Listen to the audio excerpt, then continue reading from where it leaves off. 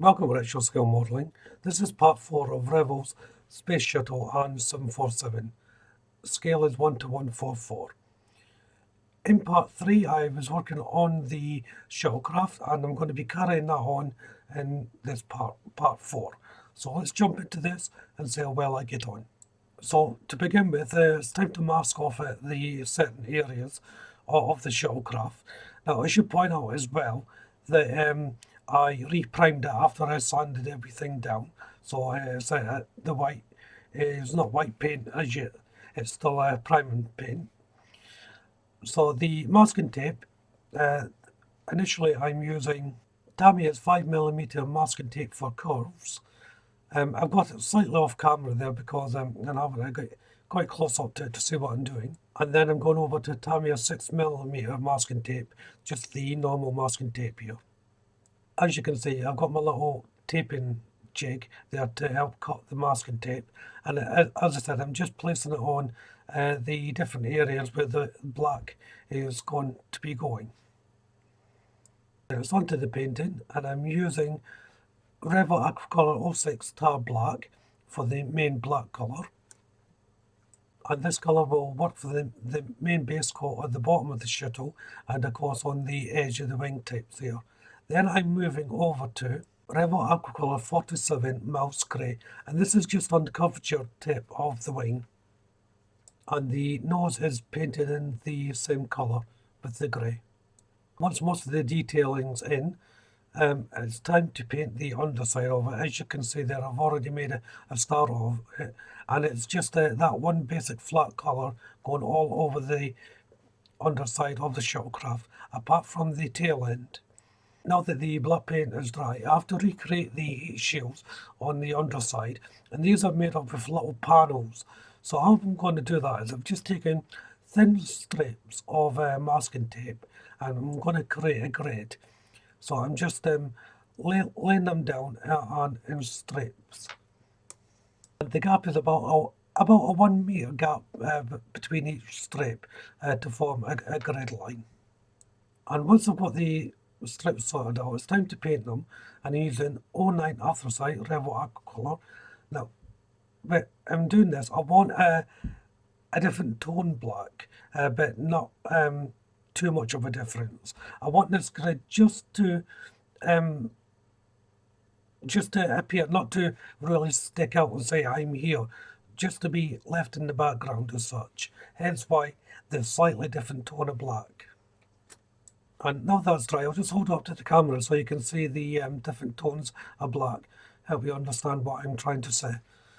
So once the grid lines are done, I'll also put in the next set, and this is done exactly the same way with the mask cut on the cutting jig, and about roughly a 1mm gap in between each masking tape for the line, and just doing it horizontally now. And then once in place, it's time to paint the line, and I'm using quite a small brush here because obviously the tape is quite thin. It doesn't really look like it on camera, but the tape itself, width of it is probably only about 3mm. So obviously I don't want to be painting over that tape onto the 06 Revell Aquacolor 06 areas to make up the grid. I waited some time before I took off the masking tape. I wanted to make sure none of these thin lines were going to lift up while I was taking away the masking tape. But now it's off, you can see the grid part in there. I'm very pleased with the outcome of that. I like the effect. For the main body, I'm using Revell Aquacolor 301 White Silk. But like the black, I'm not using this colour on the tail part where my hand is holding the model. That's going to be a different colour. I've already placed one coat on. This is going to take probably 2 to 3 coats before I'm happy with the finish. For the tail end, I'm using Revell Aquacolor 05 White. Now this is a matte white that I'm using here, and that's for the it's for the cover that closes up the engines when it's in transit. And it's time to gloss now, and I'm using Winsor & Newton Gloss for this. It's just a thin coat I'm using on here. This is just before I put the decals on. Next are the decals. Now there's only a few decals to go on the shuttlecraft, not many at all, just the nameplates and the flags. And these decals are going in the usual way. So cutting up the decal, softening it in some warm water, and then I'm placing on some decal solution, which is microsol. I'm just coating the surface with that, and then once the decal's on, I'm just brushing on a little bit more. And this just helps the decal conform to the shape of the model. So whether it's in a curved aspect or multi-leveled, this just helps it all bed in. Now there was actually a bit of painting that I forgot to do while doing the shuttlecraft, but it's not a big deal. I can get onto that once the decals are all dried. And it's just a little strip of paint going down on the wings. But first of all, I'm just going to be placing in the probe. This probe is painted with Revell Aquacolor 90 silver, that's at the tip, and the base of the probe is Revell Aquacolor 47 mouse grey. So it's back to the part that I missed out. So first of all, I put some masking tape down, and I'm using 301 white silk as a paint blocker. So that's the same colour I used on the main colour, just painting it over the tape, and this will stop any paint bleed. And of course this can be done with varnish as well. I just thought I would show you a different method of stopping any paint bleed. So this is the exact same colour as the wings and that I'm laying down.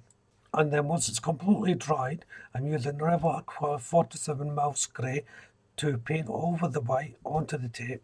Now I'm using a small brush initially, and I'm painting on the tape going towards the actual surface that I want the grey colour to go on. That way I am not lifting up the tape as I'm painting and reducing the chances of paint bleed. I'll then go over it with a larger brush for the main area, but for the initial edges near the main fuselage, this just gives me a little bit of better control. If you're doing this and you notice any tape lifting up, just pat it down gently. That's what I just did there with a little stirring tool, just to make sure that nothing is lifting up. As I said, it wasn't a big deal missing out this little strip of paint, but it does look better when it's on it. I couldn't leave it out really. It just, the shuttlecraft just wouldn't look right without this strip of paint. And once it's completely dry, then I'll remove the masking tape, but only once it's completely dry. That's quite important. And this is where I'll end part 4. If you haven't done so already, why don't you check out the channel for my other builds? If you haven't done, why don't you subscribe to the channel also? And if you do, hit that notification bell. That way you'll be kept up to date not only with this build, but all my other builds, of course. Hit that like button, don't be afraid to leave a comment, and of course you can share the video. But for now, thank you all very much for watching. Bye bye.